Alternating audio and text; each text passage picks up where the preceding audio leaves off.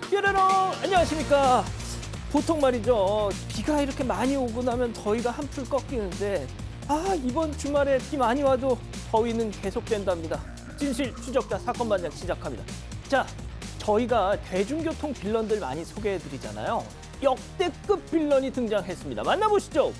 예, 한 온라인 커뮤니티에 올라온 사진인데요. KTX 상의 탈의남, 에어컨도 충분히 잘 나올 KTX일 텐데 몸이 열이 얼마나 많길래 우통을 벗고 저렇게 앉아있는 걸까요? 이런 사람은 제발 좀 강제로 하차하게 하는 법 좀 있었으면 좋겠습니다. 자, 오늘 출연자 소개해드리죠. 예, 김하은 아나운서, 박지훈 변호사, 박상희 한국열린사이버대 교수, 최형진 시사평론가 나오셨습니다. 안녕하세요. 안녕하세요. 예, 사진부터 가보죠.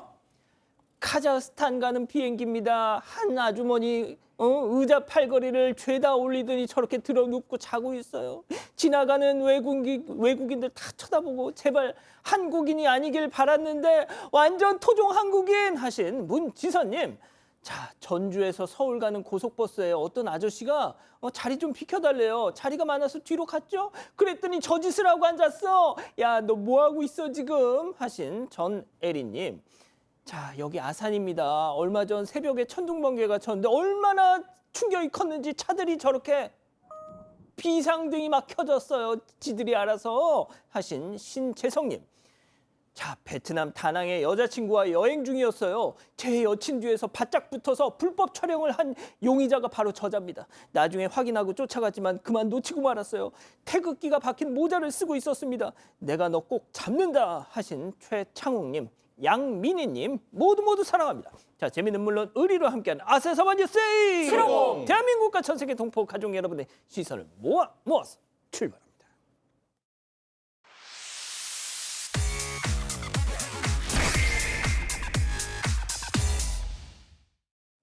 첫 번째 가볼까요? 일상 사진이 중징계감. 일상 사진이 왜 중징계감이라는 얘기일까요? 네, 경기 포천시청 소속의 역도 선수 박수민 선수가 본인의 SNS에 복근 사진을 올렸는데요.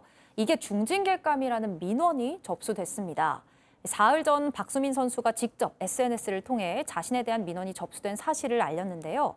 민원인 박 선수가 거울 앞에서 복근을 드러내고 찍은 사진을 첨부한 뒤 SNS에 속옷 입은 사진을 올리는데 시청의 이미지가 손상된다며 이런 사람과 굳이 계약하는 이유가 뭔지 궁금하다. 당장 중징계를 요청드린다라는 글을 남겼습니다.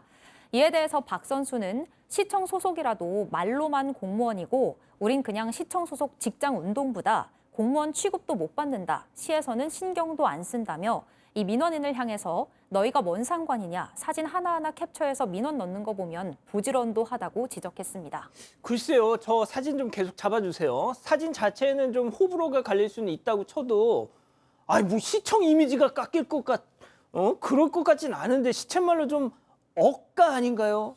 자, 지금 요 규정이 있긴 해요. 조례에 따르면 만약에 좀 품위 유지 의무를 위반했을 때 징계가 가능하기도 합니다. 뭐 파면이나 해임이나 정직.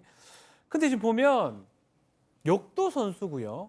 일상 사진이라고 봐야 될 것 같거든요.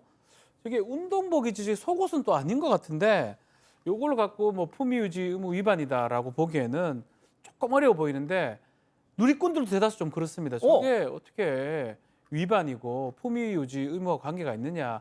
이분이군요. 이분입니다. 이분이고 예. 역도 선수고 운동하는 과정에서 하는 건데 아마 일반 운동복인데 이걸 올렸다는 거는 민원이 제기한 사람이 팬이 아니거나 또 경쟁 선수거나 다이어트 실패한 사람 아니냐 이런 얘기가 있습니다. 그렇군요. 알겠습니다. 자, 다음 이어가죠. 족발집에서 살림 장만. 자, 충격적인 장면 제보 영상으로 만나보시죠. 자, 족발집에 들어온 노부부. 자, 안내를 받고 자리에 저렇게 착석을 하죠. 자, 곧이어서 밑반찬이 저렇게 세팅이 됩니다. 맛있겠네요. 자, 잠시 후 나온 족발을 냠냠쩝쩝 냠냠쩝쩝. 자, 그런데 주변을 쓱 저렇게 한번 보고서는 자, 반찬 접시 한번 보세요. 휴지로 쓱쓱 닦더니 그리고 한 개를 더 또 쓱쓱 닦아요. 그리고 옆으로 치우죠. 자, 이내 직원 한번 슬쩍 보더니 아까 겹쳐뒀던 그릇 2개를 집어서 옷주머니 속에 쓱. 자, 이번엔 말이죠. 남편이 열심히 닦은 소주병을 받아서 가방에 또 쏙. 아하. 자, 앞에 있던 것도 뭐 하나 또 집어 쏙 넣었어 지금. 임무 완료 축배의 잔을 들고 식사를 마친 뒤에 후식 사탕. 자, 보세요. 하나, 둘, 셋, 너희 다섯. 자, 한 움큼 넣어서 아이고 여기 집 족발이 맛있네. 접시도 아주 좋아. 고생해요 하면서 저렇게 퇴장을 합니다. 접시가 좋다는 말이 무슨 뜻이었는지 몰랐는데 야, 최영진 평론가님 오늘 레전드 탄생한 것 같습니다. 그러니까 뭐 음식을 이렇게 이제 가져가는 경우는 많았는데 이게 접시를 가져갔습니다. 진짜 역대급인데 대전 서구에서 족발집을 운영하는 제보자의 겪은 사건입니다. 어제 저녁 7시경에 어느 노부부가 식당을 찾았어요. 족발 소자를 주문하고 소주 1병, 맥주 2병을 마시고 있었습니다. 여성은 눈치를 보면서 이 반찬에 담겼던 작은 접시 2개, 그리고 큰 접시 1개, 총 3개를 휴지로 쓱싹 닦더니 주머니와 가방에 넣어서 이제 가져간 건데요. 남성 손님은 그래요, 뭐 가져갔으면 훔쳤으면 좀 미안해야 되잖아요. 식사 후에 식당에 여기 그 뭐 커피가 없나요?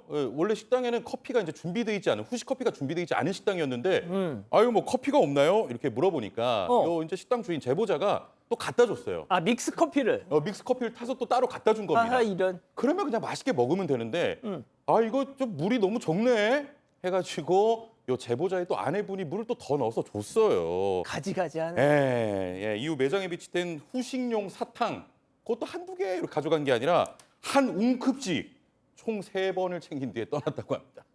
자, 어르신들 냅킨 가져가는 건 저도 많이 봤습니다만. 접시에 사탕에 커피까지. 네, 그러니까요. 이 제보자께서는 이 손님 부부가 떠난 이후에 테이블을 정리하다가 아무래도 늘 정리하시는 거니까 접시의 숫자가 빈다 이런 생각이 드실 거 아니에요. 그래서 이런 생각은 하지도 못하고 CCTV를 보셨는데 저렇게 접시에 뭐 컵에 막 챙기신 거예요. 경찰에 그릇 도난 신고했습니다. 그런데 경찰이 오시더니 뭐라 그러냐면 이거 신고하시면 저 노부 형사 처벌되고 입건될 수도 있다라고 얘기를 했어요. 또 이 제보자께서도 마음이 약해지시는 거예요. 왜냐하면 이 노부부가 처벌되는 것까지 바라신 건 아니고 그릇만 갖다 줬으면 좋겠다는 생각이 들어서 또 처벌을 취소를 하셨대요. 아이고. 그 뭐 비싼 그릇은 아니지만 그렇다고 막 이렇게 쉽게 살 수 있는 그릇도 아니라서 속상했고 또 저 2분이 막 밥을 드실 때는 뭐 막 아가 이렇게 부르고 족발도 참 맛있다 막 이렇게 얘기도 해주셨대요. 그래서 참 배신감을 더 느낀다고 하십니다. 그러니까요. 좋습니다. 다음 이어가죠. 망가뜨리고 훔치고 한밤중 오토바이를 놓고 벌어진 황당한 상황 첫 번째 영상 만나보시죠. 한밤중 뚜벅뚜벅 걸어오는 저 남성 오토바이 옆을 지나더니 알 수 없는 액체를 확 부었어요 지금. 그리고는 이내 사라지는데요. 잠시 후에 저 남성 다시 오더니 이번엔 오토바이 머플러 안에 무언가를 꾸깃꾸깃 넣어놓고 또 발로 펑차고 갑니다. 저 인간 몇 분 뒤에 또 왔어. 뿔뿔뿔 담배를 피우면서 오더니 불붙은 담배를 안장에다 지져서 끕니다. 올려놓고 사라지는데요. 박 변호사님. 이 사람 이상한 행동을 몇 번에 반복하는데 사실 이 오토바이 운전자 같은 경우는 이 아파트 앞에 대놓고 운전하려고 보니까 걸림 같은 게 있는 거예요. 이게 왜 있지? 이래서 CCTV 영상을 살펴봤고 저 장면이 포착이 된 겁니다. 같은 아파트에 이제 거주하는 사람인데요. 3번에 걸쳐서 뭐 이렇게 담배 꽁초 같은 것들을 머플러나 그 배기통에 넣기도 하고 또 걸리게 만들기도 하고 반복이 됐습니다. 결국은 영상을 봤기 때문에 경찰에 신고하겠다라고 얘기를 하자 선처를 부탁했다고 해요. 그러면서 왜 그랬냐고 하니까 자기가 걸어가고 있는데 오토바이가 자기보다 좀 더 빨리 갔대요. 당연한 거 아니에요? 늦나요, 그러면?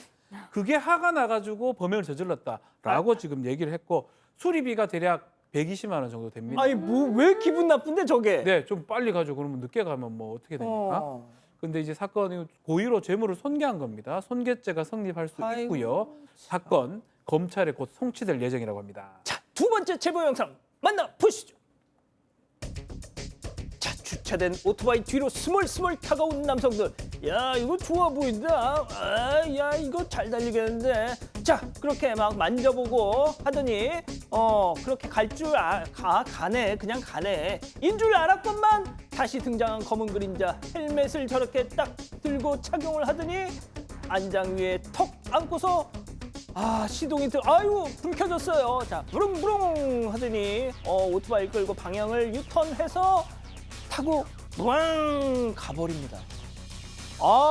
딱 봐도 오토바이 절도 같은데 시동이 어떻게 걸렸을까요? 네, 이 제보자는 오토바이를 타고 이제 출근을 해서 건물 앞에 오토바이를 세워뒀습니다. 그날 회식이 있어서 오토바이 놓고 택시를 타고 이제 귀가를 했는데요. 다음 날 왔는데 내 오토바이가 사라진 거예요. 없어. 없어. CCTV를 보니까 누군가가 이제 절도하는 모습을 확인을 한 겁니다. 이 제보자에 따르면 당시 오토바이 밑에 가방을 넣어뒀었는데 그 안에 예비용 스마트 키를 넣어놨던 겁니다. 아하. 그걸 깜빡하고 그냥 그대로 귀가를 해버린 것이죠. 남성들이 오토바이를 뒤지다가 그 속에서 스마트 키 발견했고 에헤이. 이게 이제 스마트 키로 계기판에 불이 들어오는 걸 확인하니까 그대로 오토바이 시동 걸고 훔쳐 달아났던 겁니다. 자, 그리고요, 이 제보자에 따르면 이 분실한 오토바이 안에는 중요한 회사 자료가 있어서 이게 유출될까 봐 지금 걱정이라고 하시는데요. 제보자 곧바로 경찰에 신고했고 현재 담당 부서가 배정된 상태라고 합니다. 좋습니다. 마지막 사연으로 가보죠. 뭐든 가득가득인 시어머니입니다. 자, 집단 지성의 판단을 받아보고 싶으시다면서 제보해 주신 사연 함께 들어보시죠. 안녕하세요. 저는 결혼 10년 차 30대 후반 여성입니다. 저는 평소 미니멀리즘을 추구해서 굳이 필요하지 않으면 사지 않는데요. 요즘 다 쓴다는 에어프라이기나 식기세척기, 건조기도 없이 지내고 있습니다. 반면에 저희 시어머니는 맥시멀리스트입니다.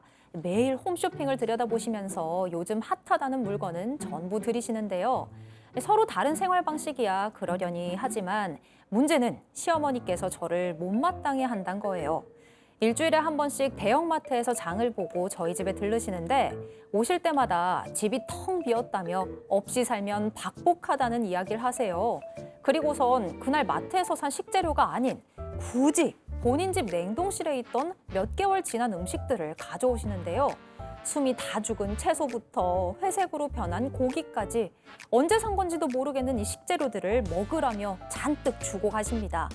하루는 아이 학용품 사러 간다고 말씀드렸더니 우리 집에 다 있다면서 30년 전 남편이 쓰던 수채화 도구와 리코더, 백과사전을 주시는 겁니다. 그리고 또 몇 년 전 저희 집 이사할 때 시어머니께서 김치냉장고를 사주겠다고 하신 적이 있는데요. 그때 굳이 필요하지 않을 것 같다고 생각해서 거절을 했거든요. 그랬더니 요즘 애들은 똑똑하게 살림하던데 너는 왜 사준데도 이렇게 빈티나게 사냐며 한 소리 하시더라고요.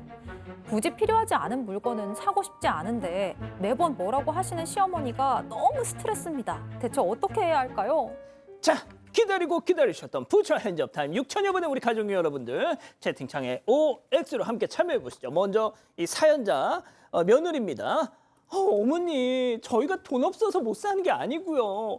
있어봤자 자리만 차지하고 쓸 일도 없어요. 어머니, 그리고 요즘엔 그걸 빈티난다고 하지 않아요. 미니멀리즘이란 단순함과 본질을 추구함으로써 기능성과 심미성을 극대화하는 포스트 모더니즘적 예술 사조입니다. 쉽게 말해서 여백의 미, 동그라미. 좋습니다. 최영진 평론가님 감사해요. 다음 시어머니예요. 뭐라고? 포스트잇? 아주 그냥 CM이 못 알아듣는 말만 골라하면서 무식한 사람을 만드네, 얘가. 옛말에 소치 없는 집은 복도 없다 했다. 뭐든 팍팍 긁어가지고 갖고 있어야 나중에 급할 때 요긴하게 쓸 때가 있는 법이요. 그리고 CM이가 아들 며느리한테 못 먹는 거 갖다 줄까 봐 그것도 불만이냐? 아주 얘가 호강날라리가 났어, X. 왜 이렇게 소심하게 X를. 자, 일단 교수님부터요. 네, 자기 살림을 어떻게 할 건가에 대해서는 정말 자기 기호나 취향이 있는 것 같아요. 정말 깨끗하게 깔끔하게 필요한 것만 딱 가지고 살고 싶으신 분들은 뭔가 막 들어와서 집에 여기저기 있으면 너무 스트레스거든요. 또 맥시멀리즘 분들은 다 갖다가 내 거를 누군가 갖다 버리면 또 그만큼 스트레스를 받고 그래서 서로의 기여와 취향이 너무 다르기 때문에 이 부분에 대해서는 서로 양보를 하고 배려를 해주고 맞춰줘야지 내 거를 강요하면 그게 이쪽이 이쪽을 강요하고 이쪽이 이쪽을 강요해도 저는 다 안 될 것 같습니다. 자, 박 변호사님. 충격적입니다. 뭐가요? 30년 전에 쓰던 수채화, 뭐 물가, 리코더. 리코더를 요새 애들이 합니까 이거? 그러니까. 이거를 갖다 주면서 이게 왠지 새 거인 것이냐, 모든 사람이 써야 될 것이냐 한다는 어머니. 아, 시어머니 저는 좀 조심스러운 얘기긴 한데요. 예. 심리 치료 같은 게 좀 필요한 상황 아닌가요? 이러면 아, 30년 전 거를 지금 아이가 쓸 수 있나요? 아, 그럼 상당히 그것도 강요하는 것도 더 문제고요. 그래서 저는 며느님 말씀이 다 맞다고 좀 생각이 듭니다. 그렇군요. 자, 김영은 아나운서. 네, 저도 아들이 결혼을 해서 새로운 가정을 일궜고 이제 그 가족의 어떤 분위기 그리고 어떤 특성은 그 가족들이 만들어가는 거라고 생각을 하거든요. 그렇기 때문에 지나친 참견이라고 생각을 합니다. 지금 시어머니 보고 계실 텐데. 아, 저희 시어머니는 이렇게 안 하셔가지고 항상 존중해 자, 주시거든요. 최영진 평론가님. 최영진 평론가님. 다들 저 예. 사연자 입장에서 얘기를 하실까봐 저는 이제 시어머니 입장에서 조금 말씀드리려고 좀 생각을 했는데 생각보다 지금 유튜브로 반응이 시어머니에 대한 비판이 많아가지고 좀 겁이 나는데 예. 자 이게 며느리를 걱정해서가 아니고요 자신의 아들과 손주를 걱정해서 하는 행동이라고 생각합니다. 물론 오래된 음식 또 30년 된 뭐 물품을 손주한테 주는 건 이런 건 잘못됐지만 그러니까 좀 너무 없어 보이고 뭔가 이제 살림에 있어서 뭔가 좀 편안하지 못하니까 그게 혹시 피해가 아들이나 손주한테 가는 게 아닐까라는 걱정 때문에 좀 하신 거 아닐까 이걸 좀 헤아려 주셨으면 좋겠고 그리고 뭐 에어프라이어나 건조기 같은 거 있으면 진짜 편해요. 그러니까 뭐 사주신다고 할 때 그럼 어머니 뭐 이런 거 하나 장만해 줬으면 좋겠어요. 그 성의를 좀 받아주셨으면 좋겠습니다. 그렇군요. 자, 우리 가족 여러분들은요. 많은 분들께서 취향 존중을 좀 해달라고 말씀을 주셨어요. 라뷰님께서도 그렇고 바른사람님께서도 취향을 강요하지 말아달라고 해주셨고요. 수개번호 3617님께서는 일단 받고 당근에 다 파는 건 어떠냐고 제안을 해주셨어요. 예, 아이디가 조금 정치적인 것 같아요. 좋습니다. 자, 제보 메일, 제보 카톡 많은 연락 주시고요. 잠시 후 돌아옵니다. 채널 고정 리모컨 돈 터치.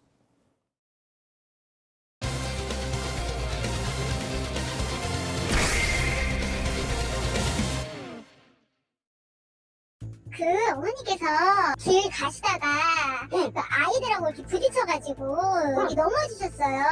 머리 뒤에서 지금 피가 좀 나셔가지고 저희가 119를 불렀거든요. 아 그래요? 이게 저거 아이들이 길거리니까 뗄 수 있잖아요, 어머니. 이제 뛰어서 가다가 어머님하고 이제 어머니도 오시면서 이렇게 부딪힌 거예요.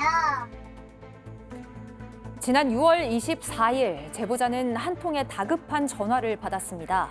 어머니가 아이와 부딪혀서 넘어졌다는 소식이었는데요. 깜짝 놀란 제보자는 곧바로 사고 현장으로 달려갔고 현장에 도착했을 때 어머니의 상태는 생각보다 심각했습니다. 머리를 심하게 다쳐 피를 흘리고 있었는데요. 급히 병원으로 옮겨진 어머니는 한 달간 병원에 입원해 치료를 받았습니다. 그런데 최근 제보자가 사고 당시 현장에 있었던 인솔자 중 한 명을 고소했습니다. 도대체 그날 무슨 일이 있었던 걸까요? 예, 2달 전 팔순 노모에게 벌어진 사고였습니다. 자, 제보 사건인데 당일 상황부터 좀 정리해 보실까요? 예, 지난 6월 24일 오후 4시 30분에 벌어진 일입니다. 이 제보자인 딸에 따르면 당시 80대 어머니는요. 서울 도봉구의 한 건물에서 지자체 지원 수업을 받고 마치고 나오면서 평소와 마찬가지로 딸에게 나 이제 집에 들어간다 이렇게 이제 전화를 하셨던 겁니다. 그래서 집에 잘 가시겠거니 했는데 갑자기 낯선 여성에게 어머니가 길을 가시다가 8살 아이와 부딪혀서 넘어졌다.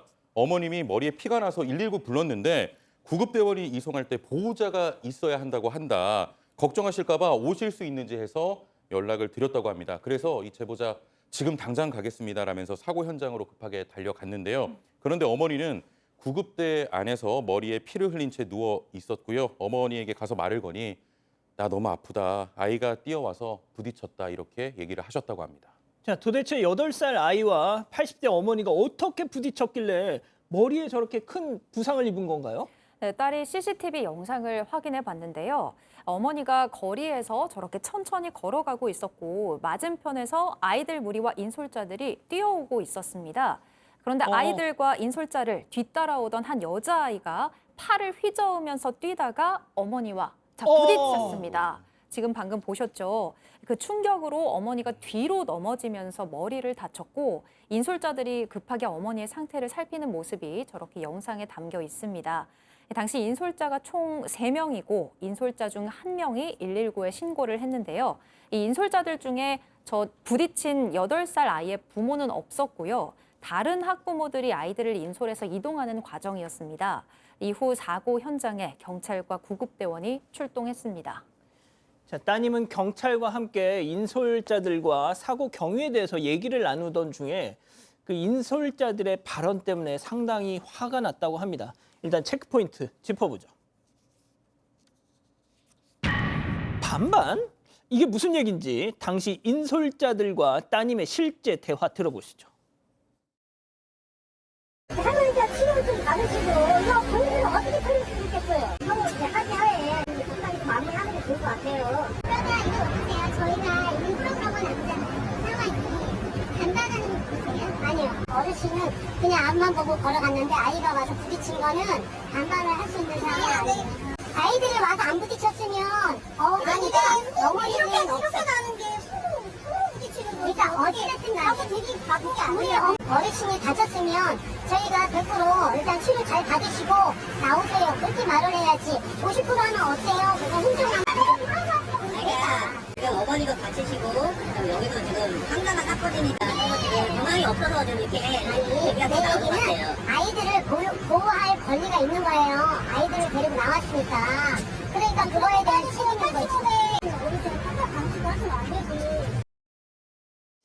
자, 정리하면 이겁니다. 경찰이 합의하신 게 좋겠다 이렇게 얘기를 꺼내니까 한 인솔자가 고의가 아니다. 서로 가다가 탁 부딪힌 거니까 반반으로 50대 50으로 합의하면 될 것 같다.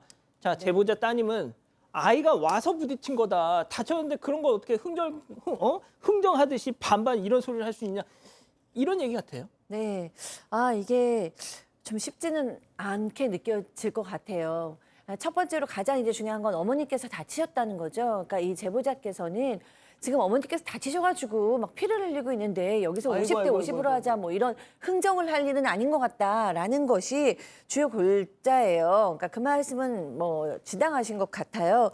그런데 이제 경찰의 입장에서는 그래도 뭐 누구의 잘잘못을 떠나서 일단 이 문제를 해결하기는 해야 되니까 빨리 합의하시는 게 좋겠다라고 이제 얘기를 하신 거고, 그 다음에 이제 인솔자 중에 한 명은 아이가 고의로 그런 게 아니라 그냥 서로 지나가다가 부딪힌 거니까 이거를 우리 아이 잘못만으로 볼 수는 없지 않냐까지 반반하자라고 얘기하신 건데, 뭐 이제 타이밍이라던가 이제 말 태도라던가 이런 것들이 다 뭐 고려를 해봤을 때 이 제보자께서는 어머님이 다치셨는데 이렇게 얘기하는 것이 맞냐 뭐 이런 얘기고요. 인솔자들은 다른 아이들은 다 못 뛴 것도 아니고 아이들은 그럴 수 있지 않냐라는 얘기입니다.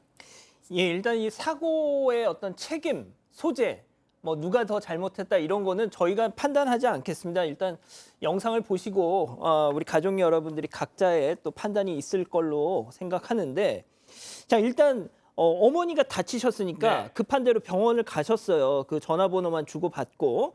자, 그런데 사고 다음 날 인솔자들이 병원으로 찾아왔다고요. 맞습니다. 응급실에서 이마 5반을 꼬맸고요. 사고 다음 날 이 인솔자 3명이 찾아왔는데 반반 발언 이것도 뭐 좀 그랬지만 가장 그런 게 뭐냐면 85세 어르신 혼자 다니게 한 거 이 부분입니다.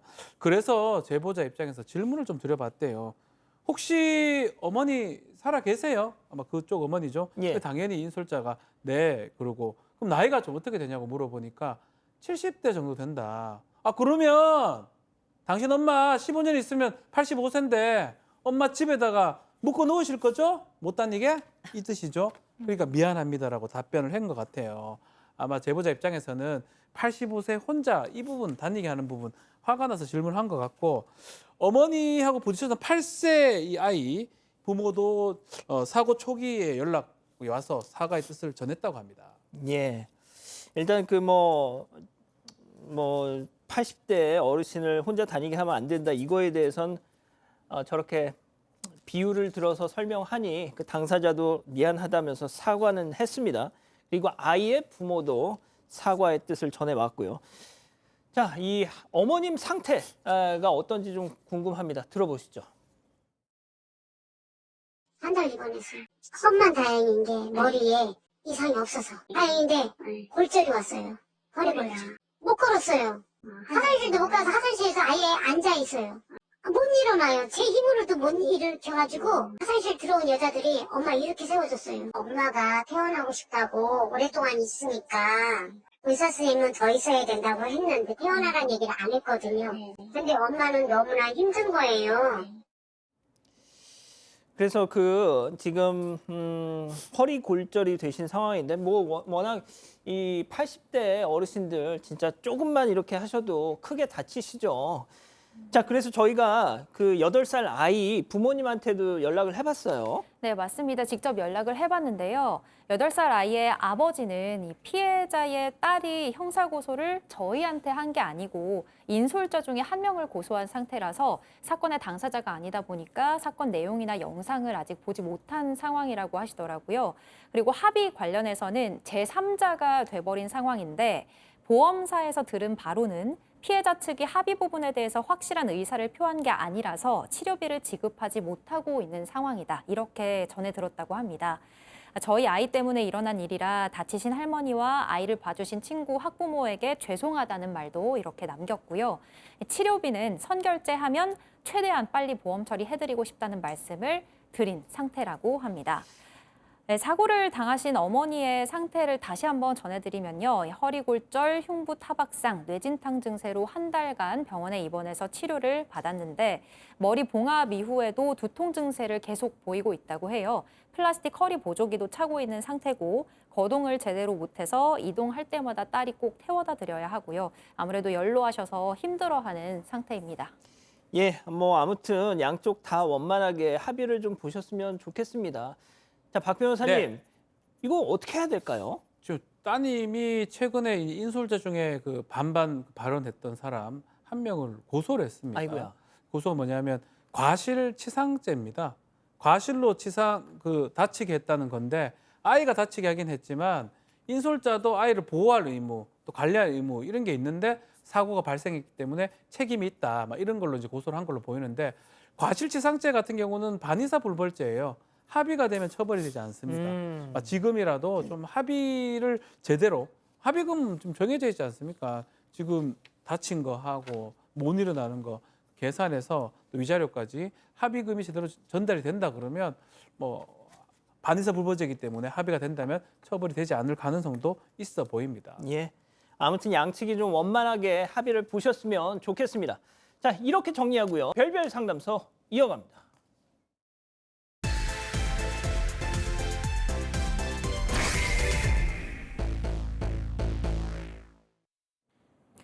퇴근을 하고 집에 돌아온 여성의 눈빛이 불안함에 심하게 흔들립니다. 시끄러운 TV 소리에 바닥엔 맥주 캔이 나뒹굴고 있는데요. 조심조심 안방에 들어가 보니 누군가 침대에 벌러덩 누워 있습니다. 이 사람의 정체를 확인한 여성, 경찰이 아닌 시부모에게 전화를 거는데요. 대체 이게 어떤 상황일까요? 자, 실제 사연을 당사자 특정을 이유로 일부 각색했다는 점 먼저 말씀드립니다. 자, 요즘 말이죠. 그냥 쉬는 청년들이 많아서 경제적 손실이 크다는 뉴스 아마 한 번쯤 보셨을 텐데, 자, 오늘 사연자의 집안에도 그냥 쉬는 청년이 있더라. 예, 맞습니다. 지난주에도 이제 사연 전해드리면서 고구마 한 100만 개 먹은 것 같다라고 말씀을 드렸는데 오늘도 뭐 그 정도입니다. 사연자는 이제 결혼 4년 차로 남편과 맞벌이 중인 30대 여성이고요. 아이는 없습니다. 사연자는 외동이고 아버지는 이제 중소기업을 운영하시는데 대학 졸업 후에 다른 데서 일하며 경험을 쌓다가 7년 전부터는 아버지 회사에서 일을 하고 있었습니다. 남편에게는 5살 아래 여동생이 있는데요. 이 시누이가 바로 그냥 쉬는 청년.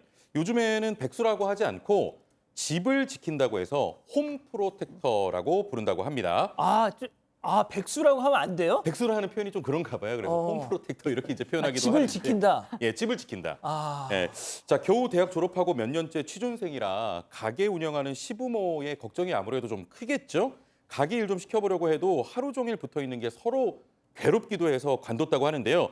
결혼 초반 이 시누이는 이 시부모의 잔소리를 피해서 사연자 집에 놀러 왔습니다. 하루 이틀 놀다 가기도 했는데 시부모는 시누이 앞에서 호되게 야단을 쳐도 뒤에 사는 사연자 부부에게 아이고 애 좀 잘 챙겨줘라 이렇게 또 부탁하기도 했다고 하네요.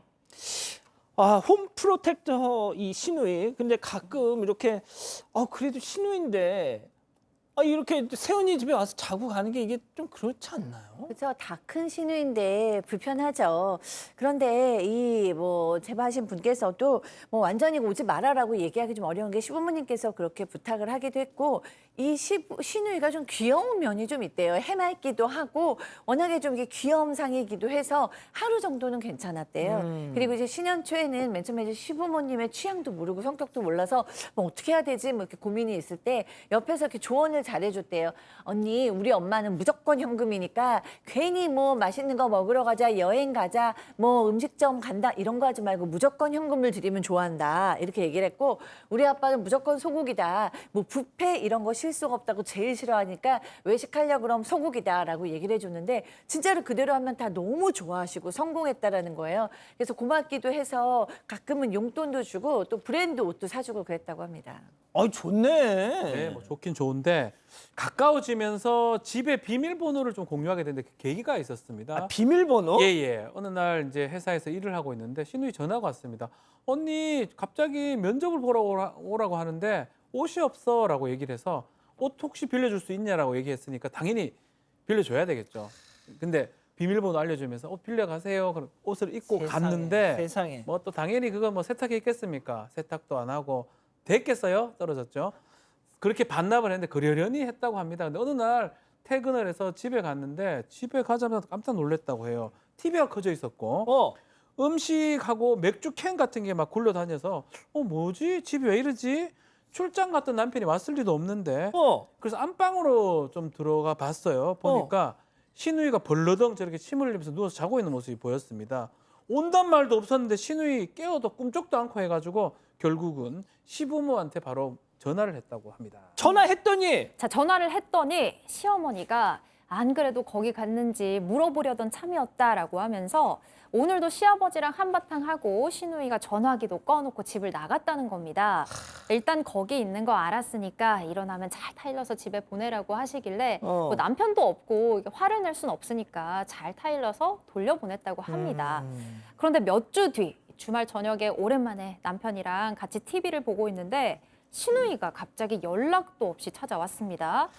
OTT 드라마 새로 나온 게 있어서 세연이랑 같이 보려고 왔죠. 집에서 눈치도 보이고 여긴 TV가 커서 볼맛이 나잖아요. 이렇게 말하면서 왔대요. 남편은 제가 철딱서니가 없어 하면서도 배달 음식까지 시켜주더랍니다.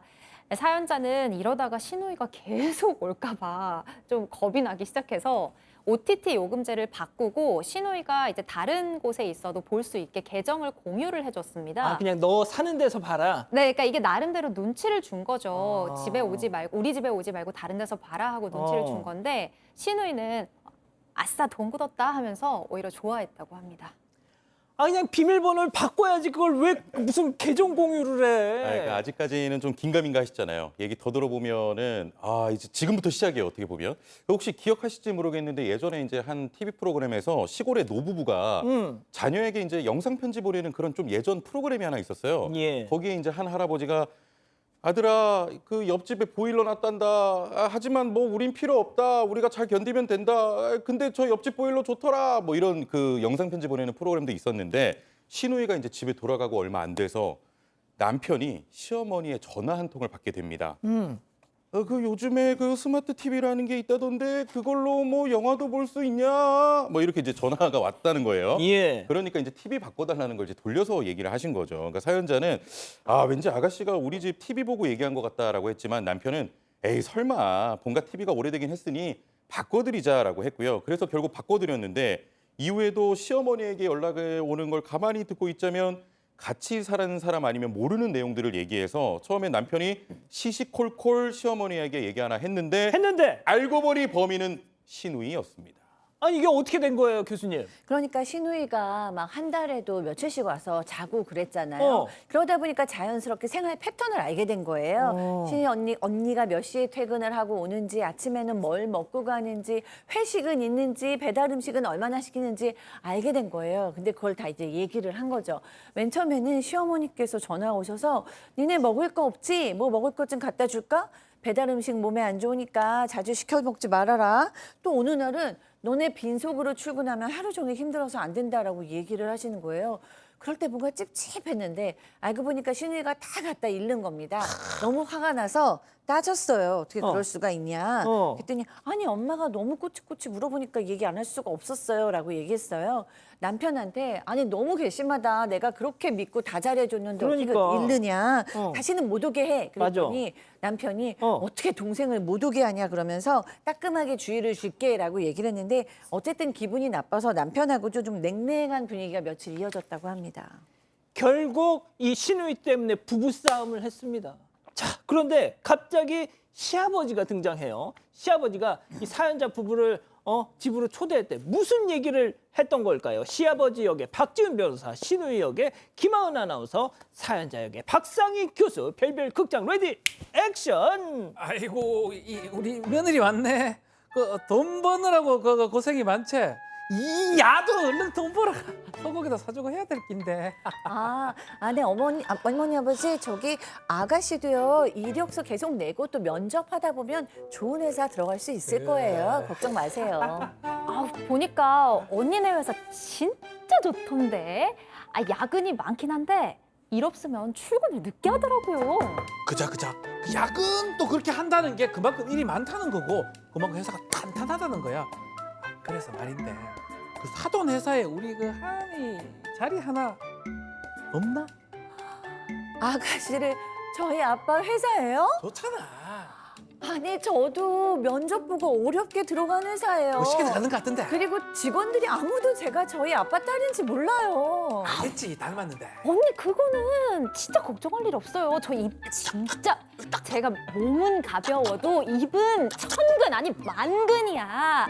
또 눈치도 빠르고 맘 먹고 하면 일 얼마나 잘하는데요. 아, 이거 진짜 DNA는 속일 수가 없네. 똑같네. 네. 자, 그 시누이가 불러서 갔더니 진수성찬이 막 차려져 있는 겁니다. 그래서 이거 뭐야, 왜 이렇게 차리셨어요? 그랬더니 이제 시아버지가 야, 앞으로 얘가 괜히 오빠네 집 드나드는 일 없도록 할게 하면서 먼저 선수 치듯이 얘기를 했다는 겁니다. 거기까진 좋았는데 그러면서 아이고 얘도 어서 자기 일을 찾아야 할 텐데 걱정이야. 혹시 그 사돈 회사에 자리 없냐? 네 밑에서 일 배우면 너무 좋을 것 같은데 막 이랬다는 겁니다. 안 그래도 시누이가 전부터 언니네 회사 월급이 어떠냐, 직원 몇 명이냐, 회사에 대해서 코치코치 물었는데 그게 스쳐 지나가면서 아찔했다고 합니다. 사연자는 저도 면접 보고 들어갔고요. 회사에서도 제가 대표님 딸인 거 아무도 몰라요. 아버지한테 그런 부탁 해본 적도 없고 곤란합니다. 라고 했더니 시누이, 시어머니, 남편까지 아유 말이나 좀 꺼내봐. 라고 조르기 시작했다고 합니다. 아, 교수님. 네, 뭐 이거는 답은 정해져 있는 거죠. 뭐요? 불가능한 거죠. 왜냐하면 장기적으로 봤을 때 미래의 행복을 받을 때 아무도 행복한 일이 없어요. 왜냐하면 일단 이 시누이도 여기서 얼마나 적응할 수 있지 실력이 되지 않는 상태에서 얼마큼 갈 수 낙하산이라는 얘기 들을기도 어렵고 결국에는 잘릴 수도 있단 말이에요. 그렇게 되면 더 불편하고 그다음에 이 시부모님들도 사돈댁에 보내놓고 얼마나 정말 잡을 안 서기겠어요. 게다가 만약에 잘리기라도 하면 이 관계가 굉장히 어려워지고 그다음에 이 제보자는 회사에서 얼마나 고통스러울 것이며 그 사장님은 그러니까 제보자의 아버님도 실력이 안 되는 사람을 뭐 입사시키기도 어렵고 자르기도 어렵고 남편은 그 안에서 얼마나 괴로울 것이며 결국 멀리 봤을 때는 아무도 행복한 사람이 없습니다. 다만 큰 숙제가 있죠. 이걸 얼마나 부드럽게 상처 안 받게 완곡하게 설명하고 거절할 것이냐의 숙제가 있는 거죠. 박 변호사님. 이건 법의 문제는 아니고 아니야. 거절해야 된다고 생각이 들어요. 이게 법은 아니야. 예, 말이 안 됩니다. 뭐 그렇다고 아무나 뭐 직장에 지금 할 수도 있는 상황도 아니고 나중에 더 큰 피해를 끼칠 수가 그 있어요. 시누이한테 따끔하게 한 말씀만. 네 삶을 살아라. 정상적으로 인간아. 아, 내가 시아버지인데 예. 죄송합니다. 예. 아, 웃으면 안 되는데. 예. 예, 별별 상담소 여기서 마무리하고요. 글로벌 픽 이어갑니다.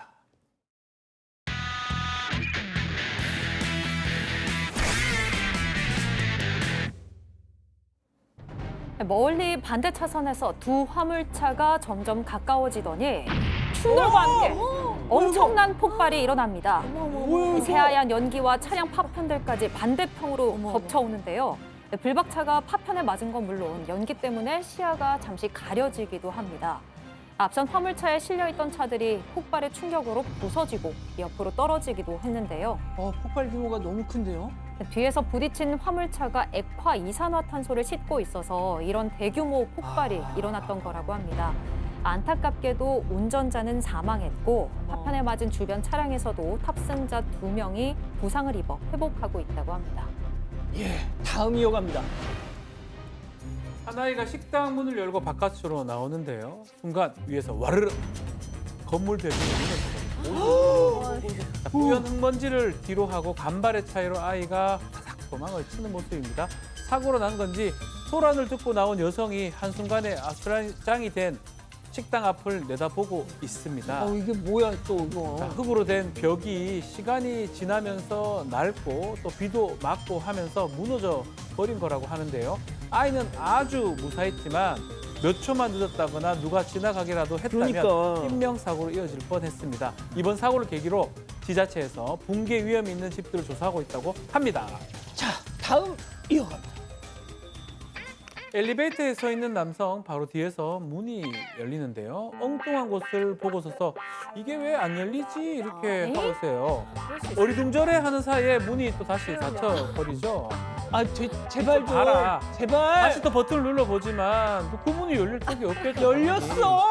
그것도 모르는 저 남성 앞불싸 내가 갇혔구나 싶었는지 안절부절 아, 못하면서 제발 뒤를 열린 돌아봐. 버튼만 연타를 계속 합니다. 급기야 반대편 문을 팍팍 이렇게 밀어보기까지 이미 해요. 준비됐어. 혼자 고군분투하다가 결국 보다 못한 경비원이 와서 알려준 끝에 이제서야 탈출을 아직 안 하는데요?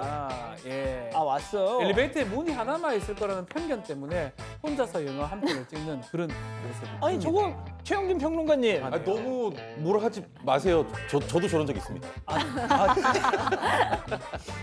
그렇구나. 자, 마지막 영상 이어갑니다.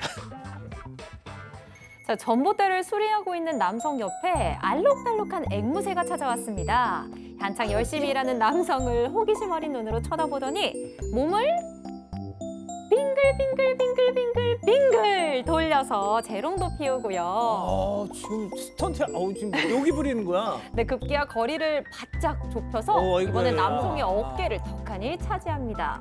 남성의 귀도 물어보고요. 모자 속도 들여다보면서 부리로 콕콕 쪼면서 호기심을 드러내는데요. 야, 이거 간택된 거 같은데.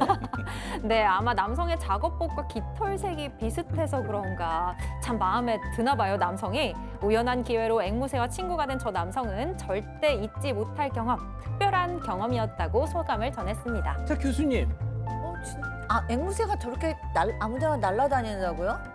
좀 믿을 수가 저는 없는데 좀 둘이 원래 알던 거 아닌가라는 의심이 들지만 어쨌든 예쁘네요. 박 변호사님? 네, 귀엽습니다. 앵무새는 어떻게 우는지 잘 몰라요. 모르시죠? 예, 진짜 좋습니다. 예, 좋습니다. 그건 안 찾아보셨어요, 오늘 방송 전에. 자, 사랑하는 사건반장 가족 여러분, 시원한 주말 보내시고요. 저희는 다음 주 월요일 4반 750 저녁 7시 50분에 다시 옵니다. 안녕히 계십시오.